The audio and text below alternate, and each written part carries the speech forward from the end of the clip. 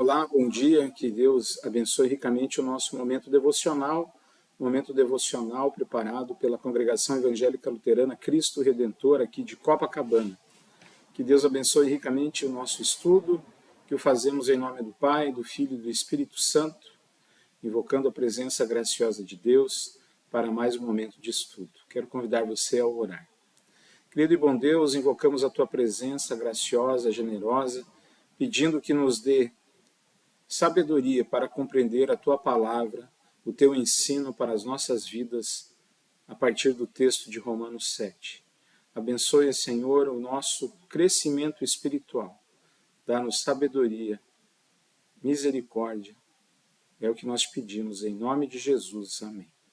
Muito bem, meu irmão, minha irmã, eu quero convidar você, nesse momento, a meditarmos nas palavras escritas pelo apóstolo Paulo, escritas aos cristãos de Romanos, no capítulo 7.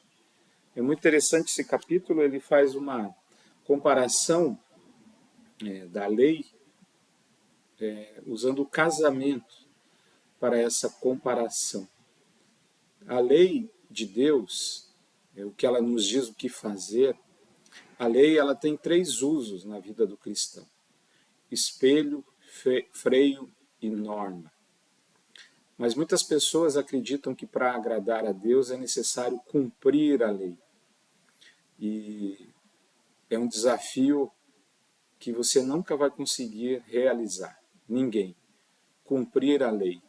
O único ser humano perfeito, Jesus Cristo, que era verdadeiro homem, verdadeiro Deus, foi o único a pisar aqui na terra e cumprir a lei de Deus 100%.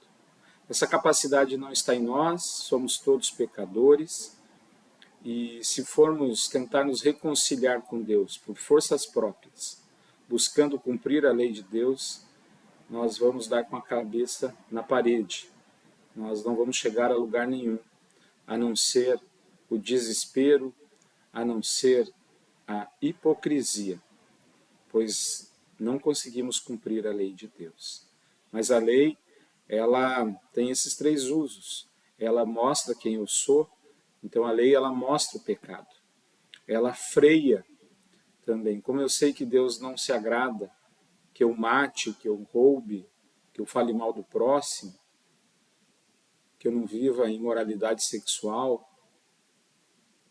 ele me freia, fazendo com que eu evite o pecar.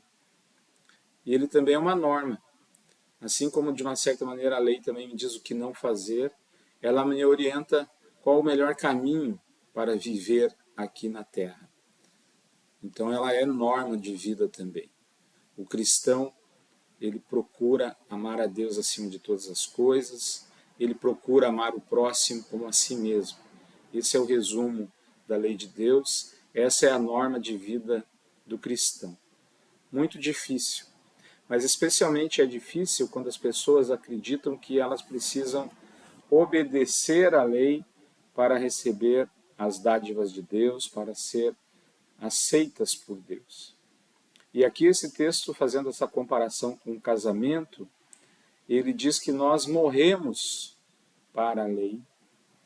E agora, então essa morte para a lei, ela interrompe esse domínio da lei sobre as nossas vidas. Eu convido você a ler, nós vamos ler Romanos 7, 1 a 6, primeiramente, comentar esse texto e verificar exatamente como é essa comparação feita pelo apóstolo Paulo sobre a lei e o casamento. Diz assim a palavra de Deus em Romanos 7, 1 a 7. Ou vocês não sabem, irmãos, pois falo aos que conhecem a lei, que a lei tem domínio sobre uma pessoa apenas enquanto ela está viva?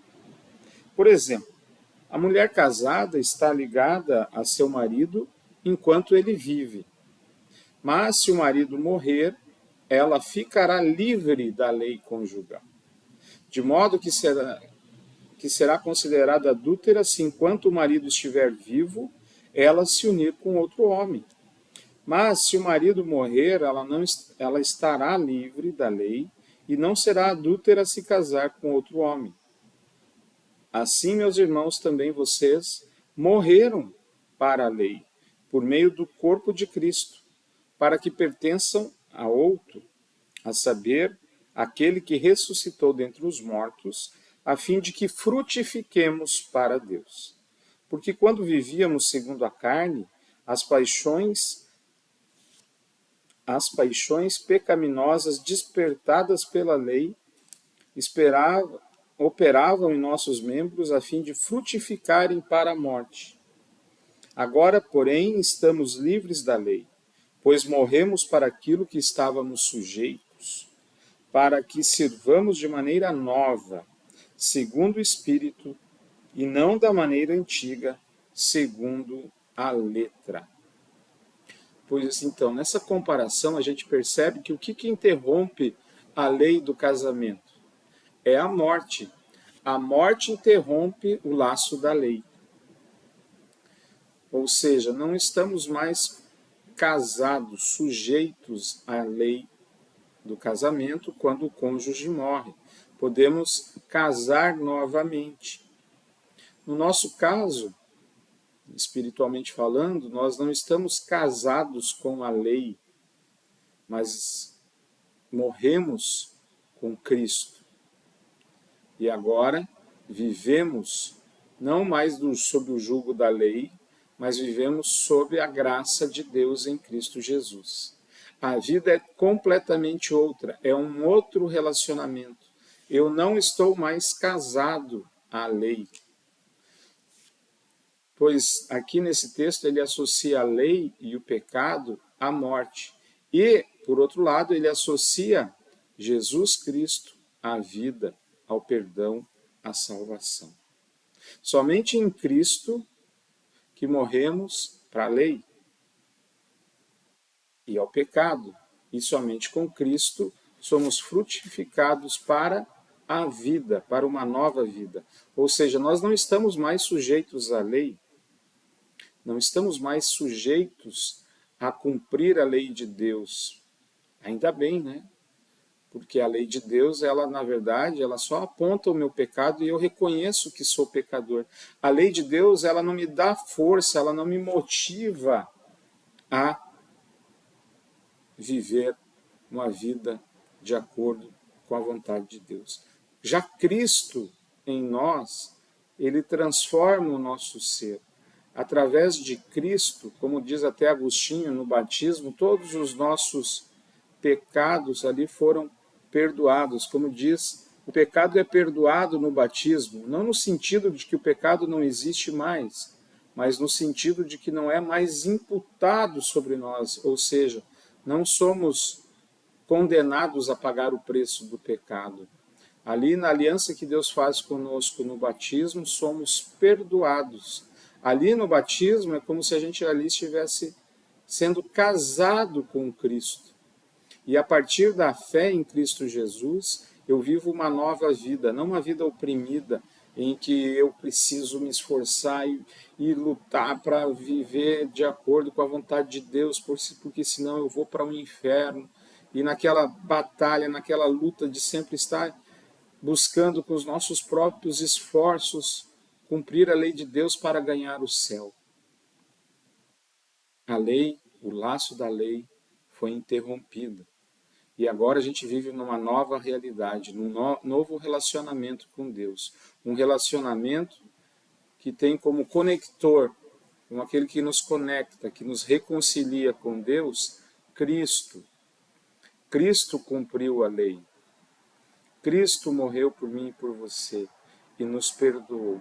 E agora, em Cristo, com Cristo, temos uma nova vida, uma vida tranquila, na certeza de que Deus nos perdoa. Isso não quer dizer que a lei é pecado. A lei mostra o pecado. E quanto mais leis, mais há pecado, descumprimento. Pois assim como uma pessoa casada não pode trair porque vai contra a lei do casamento, do compromisso, nós agora estamos livres da lei, num novo relacionamento com Deus. Um relacionamento em que não nos é imputado o preço do pecado. Num relacionamento em que recebemos de presente a vida eterna, a salvação em Cristo Jesus. Vivamos livres em Cristo Jesus. Livres para amar e ser amado, para perdoar e ser perdoado, não pela força da lei, mas pela força do amor de Cristo Jesus. Que o amor de Cristo Jesus enche o seu coração de paz, perdão e alegria. Amém. Vamos orar? Querido Deus, obrigado por enviar Jesus. Obrigado por perdoar todos os meus pecados em Cristo Jesus. Sou muito grato por tanto amor derramado na minha vida. Te peço que use-me para também frutificar na vida das pessoas, para que eu possa levar o amor, a misericórdia e o perdão. Fortalece a minha fé em Cristo Jesus, para que eu viva essa nova vida de liberdade, perdão e salvação em Cristo Jesus. Amém. Que o Senhor te abençoe e te guarde. Que o Senhor faça resplandecer o seu rosto sobre ti e tenha misericórdia de ti. Que o Senhor sobre ti levante o seu rosto e te dê a paz. Amém. Querido irmão, querida irmã, que Deus continue te abençoando na fé em Cristo Jesus. Lembrando que nós temos culto presencial e transmitido também pelas nossas redes sociais no próximo domingo, às 10h30. Até o nosso próximo encontro. Que Deus continue te abençoando. Forte abraço.